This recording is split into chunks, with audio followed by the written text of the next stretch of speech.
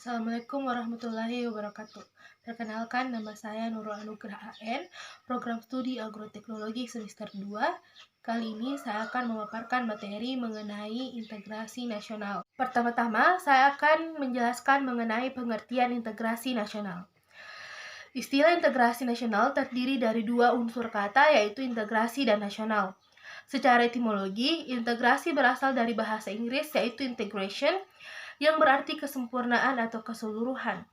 Sedangkan dalam Kamus Besar Bahasa Indonesia edisi ketiga tahun 2002 dikemukakan bahwa istilah integrasi mempunyai pengertian pembauran atau penyatuan hingga menjadi kesatuan yang utuh atau bulat. Menurut Myron Weiner dalam Juhardi 2014 memberikan 5 definisi mengenai integrasi, yaitu pertama, integrasi menunjuk pada proses penyatuan berbagai kelompok budaya dan sosial dalam satu wilayah dan proses pembentukan identitas nasional, membangun rasa kebangsaan dengan cara menghapus kesetiaan pada ikatan-ikatan yang lebih sempit. Yang kedua, integrasi menunjuk pada masalah pembentukan wewenang kekuasaan nasional pusat di atas unit-unit sosial yang lebih kecil yang beranggotakan kelompok-kelompok sosial budaya masyarakat tertentu. Yang ketiga, integrasi menunjuk pada masalah menghubungkan antara pemerintah dengan yang diperintah, mendekatkan perbedaan-perbedaan mengenai aspirasi dan nilai pada kelompok elit dan massa. 4. Integrasi menunjuk pada adanya konsensus terhadap nilai yang minimum yang diperlukan dalam memelihara tertib sosial. Dan yang terakhir, integrasi menunjuk pada penciptaan tingkah laku yang terintegrasi dan yang diterima demi mencapai tujuan bersama. Berdasarkan definisi di atas, dapat dinyatakan bahwa integrasi merupakan proses penyatuan dengan menghubungkan berbagai kelompok budaya dan sosial yang beragam dalam satu wilayah, kemudian dibentuk suatu wewenang kekuasaan nasional pusat yang kemudian bertujuan untuk membangun rasa kebangsaan dengan cara menghapus kesetiaan pada ikatan-ikatan yang lebih sempit.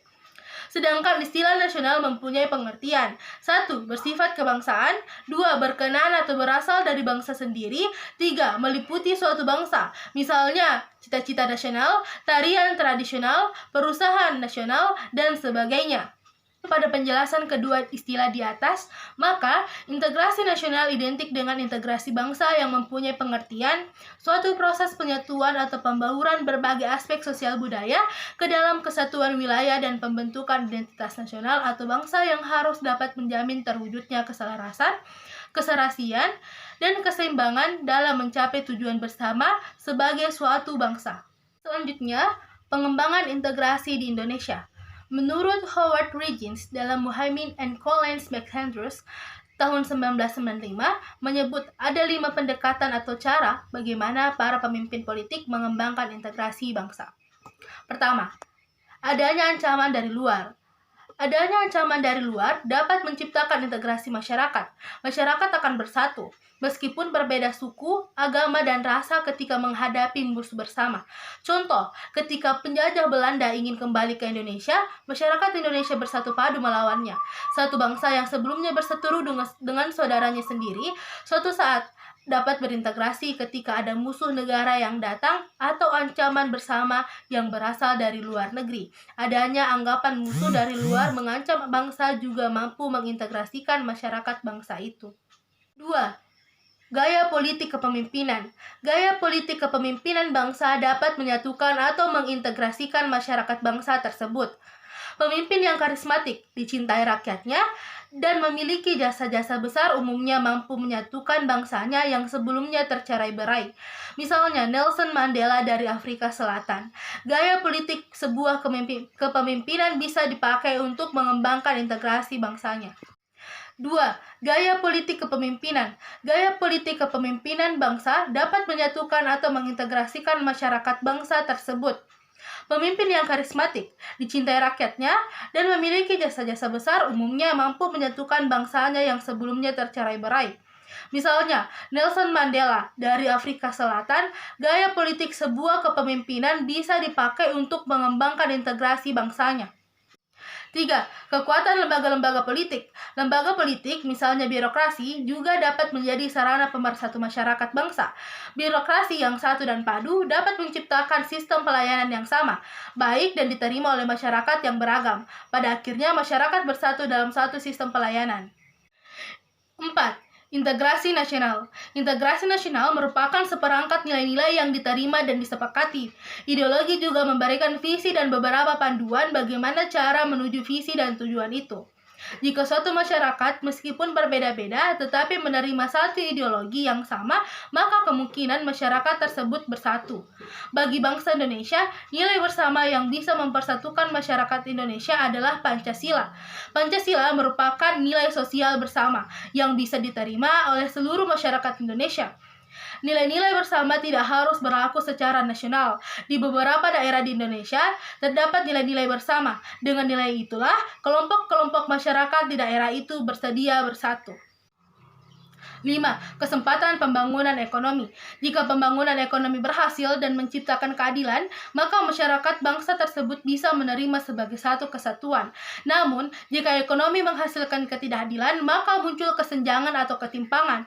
Orang-orang yang dirugikan dan miskin sulit untuk mau bersatu atau merasa satu bangsa dengan mereka yang diuntungkan, serta yang mendapatkan kekayaan secara tidak adil. Banyak kasus karena ketidakadilan, maka sebuah masyarakat ingin memisahkan diri dari bangsa yang bersangkutan. Dengan pembangunan ekonomi yang merata, maka hubungan dan integrasi antar masyarakat akan semakin mudah dicapai. Pendapat lain menyebutkan, integrasi bangsa dapat dilakukan dengan dua strategi kebijakan, yaitu policy assimilations dan policy Bhinneka Tunggal Ika, menurut Samsudin tahun 1989. Asimilasi adalah pembauran dua kebudayaan yang disertai dengan hilangnya ciri khas kebudayaan asli sehingga membentuk kebudayaan baru.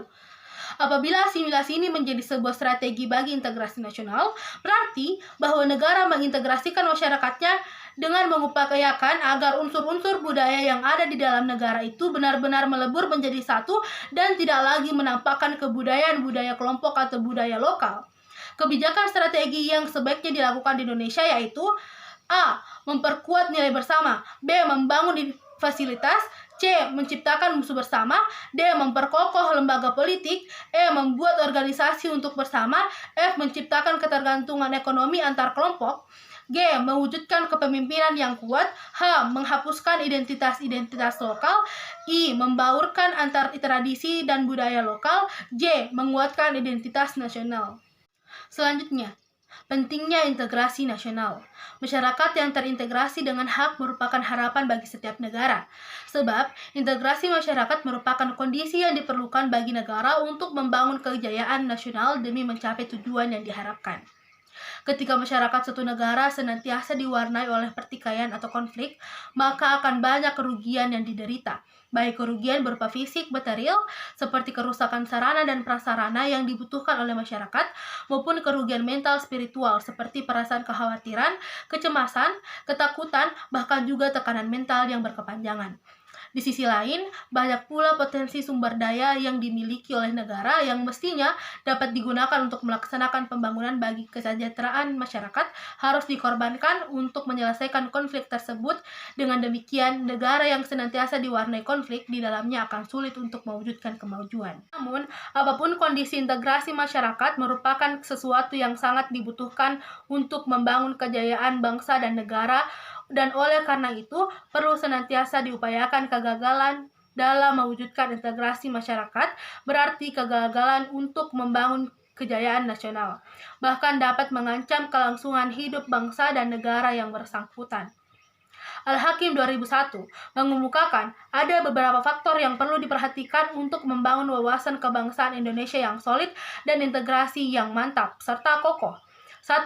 Kemampuan dan kesadaran bangsa dalam mengelola perbedaan-perbedaan sara dan keanekaragaman budaya dari adat istiadat yang tumbuh dan berkembang di wilayah Nusantara. Perbedaan-perbedaan itu bukanlah sebagai sesuatu hal yang harus dipertentangkan, akan tetapi harus diartikan sebagai kekayaan dan potensi bangsa. 2. Kemampuan mereaksikan penyebaran ideologi asing. dominasi ekonomi asing, serta penyebaran globalisasi dalam berbagai aspeknya, dunia memang selalu berubah seirama dengan perubahan masyarakat dunia. Selanjutnya, saya akan menjelaskan mengenai dinamika dan tantangan integrasi nasional. Dinamika integrasi nasional di Indonesia sejak kita bernegara tahun 1945, upaya membangun integrasi secara terus-menerus dilakukan.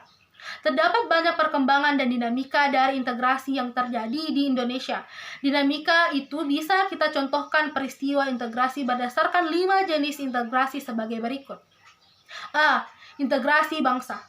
Tanggal 15 Agustus 2005, melalui MOU atau Memorandum of Understanding di Vantaa, Helsinki, Finlandia, pemerintah Indonesia berhasil secara damai mengajak gerakan Aceh Merdeka untuk kembali bergabung dan setia memegang teguh kedaulatan bersama Negara Kesatuan Republik Indonesia.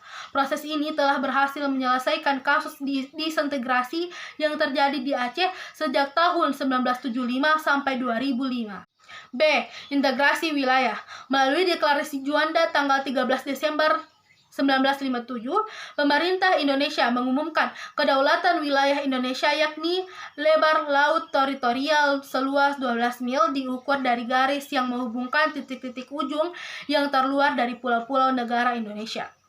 Dengan deklarasi ini, maka terjadi integrasi wilayah teritorial Indonesia. Wilayah Indonesia merupakan satu kesatuan wilayah dari laut, tidak lagi merupakan pemisah pulau, tetapi menjadi penghubung pulau-pulau di Indonesia. C. Integrasi nilai. Nilai yang bagi bangsa Indonesia merupakan nilai integrasi adalah Pancasila. Pengalaman mengembangkan Pancasila sebagai nilai integrasi terus-menerus dilakukan. Misalnya melalui kegiatan pendidikan Pancasila, baik dengan mata kuliah di perguruan tinggi dan mata pelajaran di sekolah. Melalui kurikulum 1975, mulai diberikannya mata pelajaran pendidikan moral Pancasila atau PMP di sekolah. Saat ini, melalui kurikulum 2013, terdapat mata pelajaran PPKN. Melalui pelajaran ini, Pancasila sebagai nilai bersama dan sebagai dasar filsafat negara disampaikan kepada generasi muda. D. Integrasi elit massa. Dinamika integrasi elit massa ditandai dengan seringnya pemimpin mendekati rakyatnya melalui berbagai kegiatan, misalnya kunjungan ke daerahan, temu kader PKK, dan kotak pos presiden. Kegiatan yang sifatnya mendekatkan elit dan massa akan menguatkan dimensi vertikal integrasi nasional. E. Integrasi tingkah laku. Mewujudkan perilaku integratif dilakukan dengan pembentukan lembaga-lembaga politik dan pemerintah termasuk birokrasi. Dengan lembaga dan birokrasi yang terbentuk, maka orang-orang dapat bekerja secara terintegrasi dalam satu aturan dan pola kerja yang teratur, sistematis, dan bertujuan. Pembentukan lembaga-lembaga politik dan birokrasi di Indonesia diawali dengan hasil sidang 1 PPKI, yaitu pada tanggal 18 Agustus 1945, yakni memilih presiden dan wakil presiden. Sidang PPKI yang kedua, yaitu pada tanggal 19 Agustus 1945, memutuskan pembentukan 12. Membahas mengenai tantangan dalam membangun integrasi. Dalam upaya mewujudkan integrasi nasional Indonesia, tantangan yang dihadapi datang dari dimensi horizontal dan vertikal. Dalam dimensi horizontal, tantangan yang berakar dari perbedaan-perbedaan suku, agama, ras, dan geografi. Sedangkan dalam dimensi vertikal, tantangan yang ada adalah berupa segala perbedaan antara elit dan massa, di mana latar belakang pendidikan kekotaan menyebabkan kaum elit berbeda dengan massa yang cenderung berpandangan tradisional. Masalah yang berkenaan dengan dimensi vertikal lebih sering muncul ke permukaan setelah berbaur dengan dimensi horizontal, sehingga hal ini memberikan kesan bahwa dalam kasus Indonesia, dimensi horizontal lebih menonjol daripada dimensi vertikalnya. Nah, terkait dengan dimensi horizontal ini, salah satu persoalan yang dialami oleh negara-negara berkembang termasuk Indonesia dalam mewujudkan integrasi nasional adalah masalah primordialisme yang masih kuat. Titik pusat goncangan primordial biasanya berkisar pada beberapa hal, yaitu masalah hubungan daerah, jenis bangsa, daerah, agama, dan kebiasaan. Masih besarnya ketimpangan dan ketidakmerataan pembangunan dan hasil pembangunan dapat menimbulkan berbagai rasa tidak puas dan keputusan di masalah SARA. Gerakan separatisme dan kedaerahan, demonstrasi, dan unjuk rasa. Hal ini bisa berpeluang mengancam integrasi horizontal di Indonesia. Terkait dengan dimensi vertikalnya, tantangan yang ada adalah kesediaan para pemimpin untuk terus-menerus bersedia berhubungan dengan rakyatnya. Pemimpin mau mendengar keluhan rakyatnya, mau turun ke bawah dan dekat dengan kelompok-kelompok yang merasa dipinggirkan. Nah, tantangan dari dimensi vertikal dan horizontal dalam integrasi nasional di Indonesia semakin tampak setelah memasuki era reformasi tahun 1998. Konflik horizontal maupun vertikal sering terjadi bersamaan dengan melemahnya otoritas pemerintah di pusat. Kebebasan yang digulirkan pada era reformasi sebagai bagian dari proses demokratisasi telah banyak disalahgunakan oleh kelompok-kelompok dalam masyarakat untuk bertindak seenaknya sendiri. Tindakan ini kemudian memunculkan adanya gerakan-gerakan antar kelompok. Bersamaan dengan itu, demonstrasi menentang kebijakan pemerintah juga banyak terjadi.